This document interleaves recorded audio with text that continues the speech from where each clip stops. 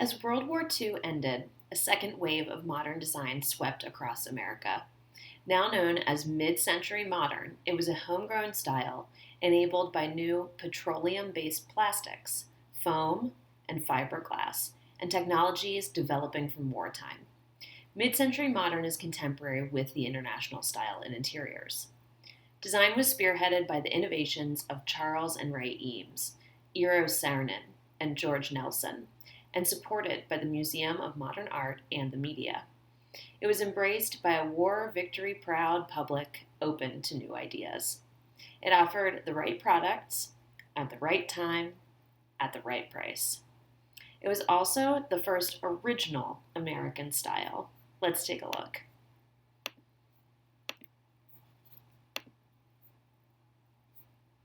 The flowing, open plan, first conceived by Frank Lloyd Wright and brought to its full flowering by Marcel Breuer and Ludwig Mies van der Rohe, is a hallmark of the mid-century modern interior, as in those of the international style that we've just covered. The basic enclosure is a simple rectilinear shell, easy to erect and generally painted white, though possibly accented with warm-tone wood paneling. Decorative moldings have been eliminated as a relic of the pre-modern era. Wall screens or wall sections define living areas without entirely separating them, retaining a feeling of continuity from one room to another and adding a feeling of spaciousness, even in a home of a modest size. Several American pioneer modernists had stormy, conflicted relationships with Frank Lloyd Wright early in their careers. Richard Neutra was commissioned for the Level House in LA and is the first clear example of the international style in the United States.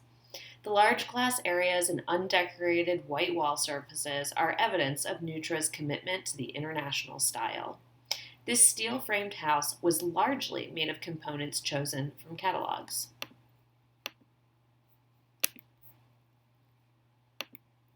Neutra designed a large number of homes, apartment buildings, and schools in which he remained a consistent advocate of a severe geometric form of modernism.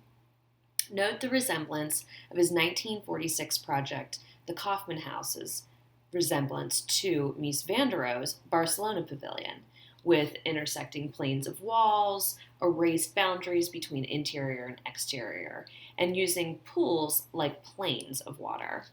The home is constructed of stone, glass, and metal.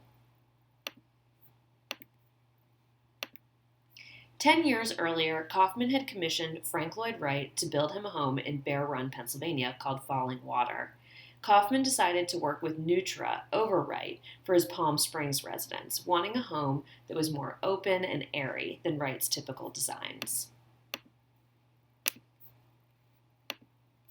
In these easy living, casual homes, privacy, with the exception of bedroom and bath, is not as critical as togetherness, and the boundaries between inside and out are erased by sliding glass doors, floor-to-ceiling windows, and the use of natural colors and materials that link the interior with the exterior spaces beyond. Furniture is removed from the perimeter of a room and set in free-floating, asymmetrical arrangements. It might also be grouped around colorful area rugs that offer a versatile alternative to carpeting, or may be placed over it. The spare modern furniture in mid-century interiors has abandoned all traces of traditionalism in favor of new forms and modern materials, which leads us to the establishment of what good design is. Good design is the mantra proposed by the Museum of Modern Art.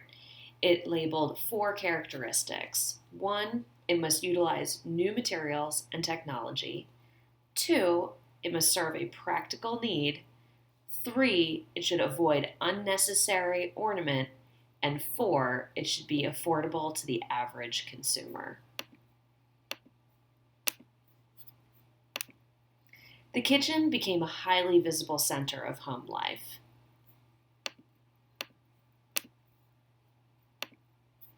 In a quick little detour, I'll dive into the residential kitchen a little bit further just to use some details. Kitchens are simple, clean, effective, and outfitted with the newest labor-saving modern appliances. Steel kitchen cabinets became very popular products of the post-war building boom. Before 1953, most steel kitchen cabinets were white. We see a lot of patriotic red, white, and blue imagery in advertising for these early post-war era kitchens. The kitchens had a cheery, almost primary color look. This one here is a 1949 kitchen showing the first use of color. Simple lines, full appliances, modular cabinetry, and an eat-in kitchen area. It wasn't until about 1953 to 1963, in the formation of mass suburbia, a period dubbed Populux, we start seeing pastel-colored kitchens, just like how we started seeing pastel-colored cars. Kitchens begin to introduce a standalone, very modern wood furniture table. We see the addition of sleek handles and hardware and cabinetry. During this time, the atomic style becomes popular. Atomic pink comes from the atomic sunrise after an atom bomb goes off.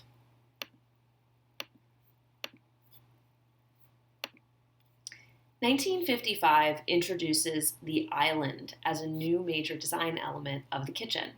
Kitchens like this were mass-produced for the new American suburban developments. The simplicity of the lines was also in part to cost-effectiveness of the mass production. Real display of open area kitchens.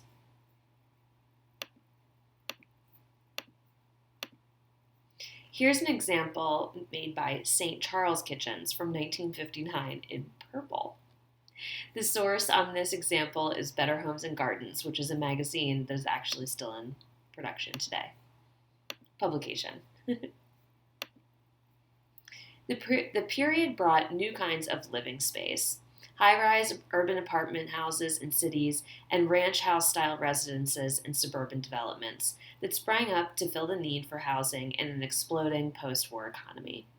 In these homes, a new generation of young families lived a casual lifestyle that precipitated changes in both the look and layout of interiors. Mid-century modern interiors are bright, they're inviting, they're refreshingly unpretentious. They reflect the happy optimism of the post-war era in America. They are casual, comfortable, and generally reflect the easy-to-live-with air that suits a space designed for family living and informal entertaining. Here we are looking at Ray and Charles Eames's house, leaders in mid-century modern design. Modularity is a new idea in case pieces as well, making it possible to create different arrangements from a limited number of individual units. Cabinetry emphasized function over decorative effect. Silhouettes are linear, laminates are fashionable, metal became an acceptable alternative to wood, as we discussed with kitchen cabinetry, and carving or decorative hardware were avoided.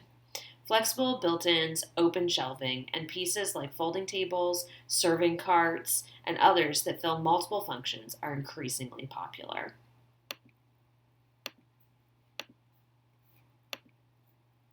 Mid-century modern chairs are refreshingly varied and designed in accordance with anthropomorphic research on human proportions and comfort. Dozens of imaginative and now iconic furniture designs have been conceived in this period by America's first generation of homegrown talent and produced by forward-thinking companies, most notably two that we'll cover here, Herman Miller and Knoll, both committed to producing furniture in the modern style. And just a little side note, I actually used to work for Knoll, so I have quite a bit of personal information to add to this. The LCM chair by Charles and Ray Eames, whose innovative potato chip form for Knoll dates back to 1946. Black aniline-dyed laminated plywood, tubular steel, and slunk skin upholstery are the materials for this chair. Eero Saarinen is another leader in mid-century modern design. In the last lecture, we saw the cantilever base as an innovation to the traditional four-legged chair. Saarinen brings about another innovation with the pedestal-based chair as a new alternative. This is Eero Saarinen's tulip chair. It was designed for Knoll in 1957. It's made of molded plastic with cast aluminum and a painted base. And now that you've starting to see these pieces in this lecture, you're going to start noticing them everywhere. Using plastic-coated welded steel rods, sculptor Harry Bortoya designed a collection of furniture for Knoll in 1952 based on a wire grid. Here we see the bird chair and ottoman. Bortoya created a number of designs for Knoll based on this wire grid. As mentioned, Knoll and Herman Miller are two leading companies for living room or office furniture. George Nelson designed this thin-edge cabinet made of rosewood and metal legs for Herman Miller in 1955.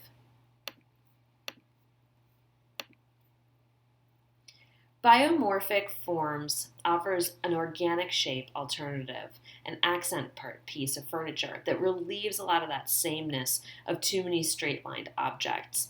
This 118-inch long cloud-form sofa by Osamu Noguchi was designed in 1948 for Herman Miller.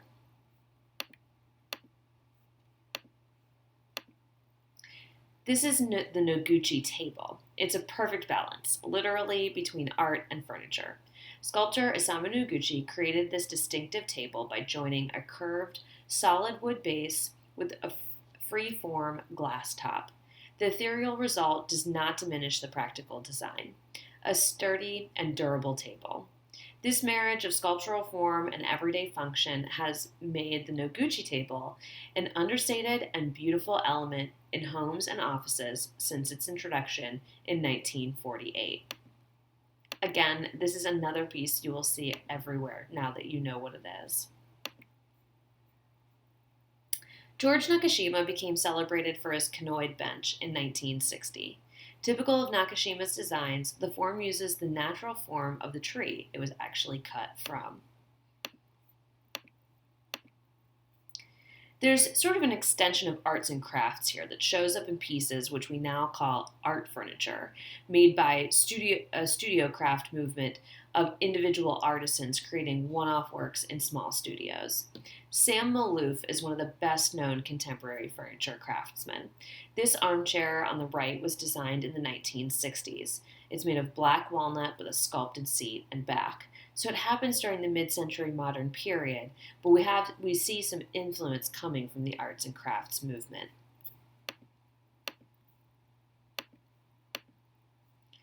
Parallel to the evolving design climate was a sharper definition between roles of furniture and product designers and those who created interiors. Interior design matured from its origins with Elsie de Wolfe at the turn of the century into a serious and financially significant profession that mirrored the explosive growth of the American furniture industry. Let's take a look at Florence Knoll, the icon of commercial mid-century interior design and the furniture industry. Florence Schust was born in 1917 in Saginaw, Michigan. She demonstrated an early interest in architecture and would become a seminal leader in modern interior design. Throughout Florence's youth, she spent summers in Finland and traveling Europe with Elil and Loja Saarinen, and formed a close relationship with their son, Eero Saarinen. In 1934, at age 17, she began her studies in architecture with Elil Saarinen at the Cranbrook Academy of Art in Bloomfield Hills, Michigan. The connections she made and the skills she developed while at Cranbrook were the foundations for Florence Schust's incredible design education and pioneering career. With recommendations from Elil Saarinen and Alvar Aalto, Florence went on to study under some of the greatest 20th century architects, including Walter Gropius, who we remember as the first president of Bauhaus, and Marcel Breuer, who we remember as a designer and educator at the Bauhaus. Both went on to Cambridge, Massachusetts, and she also studied with Mies van der Rohe at the Illinois Institute of Technology.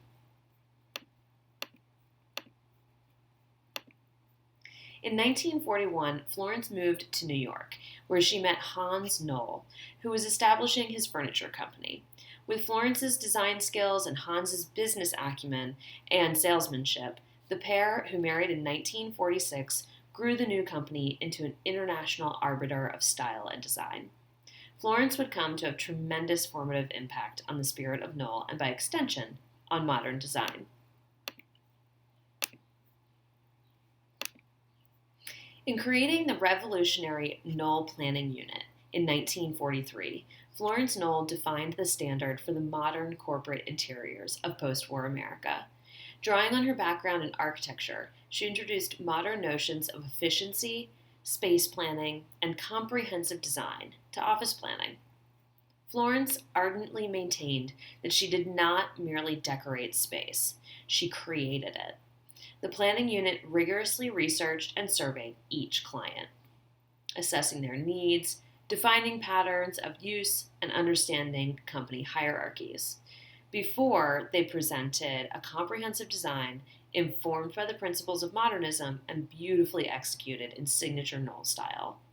Florence and the planning unit were responsible for the interiors of some of America's largest corporations, including IBM, GM, and CBS. This is an interesting side note, but the planning division became nicknamed Shoe U because many of the young designers who worked in it were siphoned off by architecture firms who began to start their own interior design divisions. Throughout the 1940s and 50s, as part of her work with the planning unit, Florence frequently designed individual pieces of furniture for the Knoll catalog. She humbly referred to her furniture designs as the meat and potatoes fillers, responding to direct needs encountered while working on particular interiors projects and finding the market lacking. Ms. Knoll Bassett designed seating, tables, and case goods. She left more standout sculptural pieces she commissioned to some of the architects like Eero Saarinen, Harry Bertoia, Mies van der Rohe, Isamu Noguchi, and George Nakashima, all who we've just talked about. But over the years, Florence Knoll's designs, which she had conceived as background architecture, have proven to be design classics, all on their own, and are as revered and celebrated as those of her colleagues. Her spare, angular designs remain stunning examples of the modern aesthetic. Ms. Knoll Bassett also launched a textile program to fill another gap she perceived in the market. The program, the beginning of Knoll Textiles, brought Ms. Knoll Bassett to another advancement in industry practice. Her use of these small little fabric swatches in client presentations led her to develop a tagged sample display system that became an industry standard. To this day, if you order a sample of a fabric swatch, they'll call it a memo sample, and you'll get just this little tiny square sample in the mail from any company, not just Knoll. In 1954, Florence completed the interior design of the executive offices for CBS on Madison Avenue in New York. In a conversation with the client, CBS's then president, Frank Stanton, and architect Eero Saarinen said that the beauty of the new CBS office, located on the corner of 52nd Street and 6th Avenue, which is actually right next door to Knoll's current New York showroom, would be attributed to its being the simplest skyscraper statement in New York. Constructed almost entirely out of granite, the building's facade hides the rectangular donut-shaped design that structures its interior. The unconventional configuration allowed for extensive open office planning, the kind Florence Knoll had long advocated for, and eliminated wasteful corridors.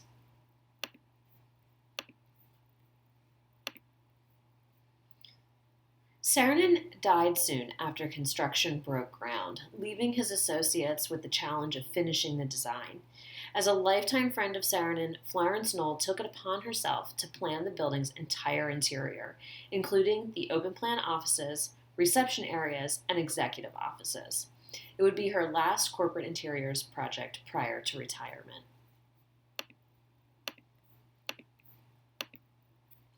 Here is one of the reception rooms. Just notice Mies van der Rohe's Barcelona chair in the image. And another reception room. Again, Mies van der Rohe's Barcelona chair. It's an icon of design. Here are 4 more examples. In each, you see her signature accent wall. Notice the color palette. red, yellow, and blue. So, can you remember what the foundation of modernism is that reminds you of this color palette?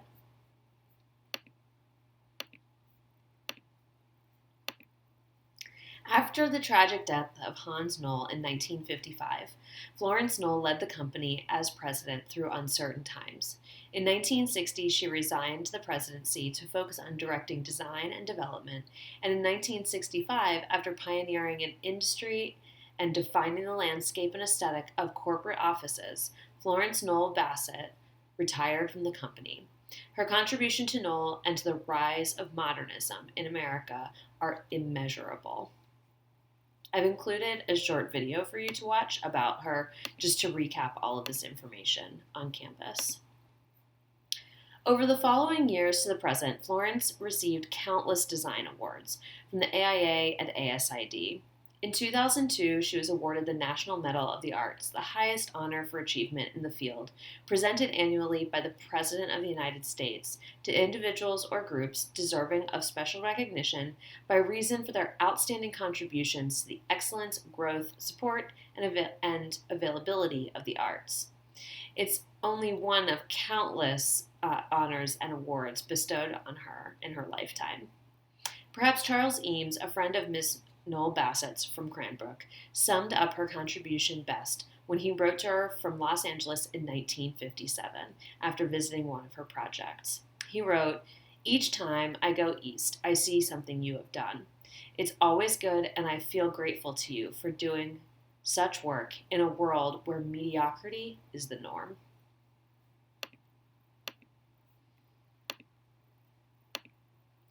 In 2004, Florence had the opportunity to design the first museum exhibition of her own work for Defining Modern at the Philadelphia Museum of Art. Florence expresses her design philosophy in saying good design results from the ability to analyze and solve problems by organized thinking and imagination. This philosophy is exemplified by her straightforward approach and by the resulting simplicity and clarity of her designs. Her reductive aesthetic, which incorporated light, open spaces furnished with elegant woven fabrics, furniture grouped for informal conversation, and brightly colored wall panels, is clearly apparent in Defining Modern. The solution Knoll Bassett worked out for the Philadelphia Museum space, which she came to call Shoebox, involved photographs that illustrated space planning principles set upon brightly colored wall panels, all as a backdrop for her 11 pieces of furniture. By placing each set of furniture in its appropriate environment, the exhibition captured the total design philosophy for which she became famous. In her words, "I thought of these designs as architectural pieces that defined the space and met the functional requirements." Florence Knoll actually passed away at age 101 just this past January 2019.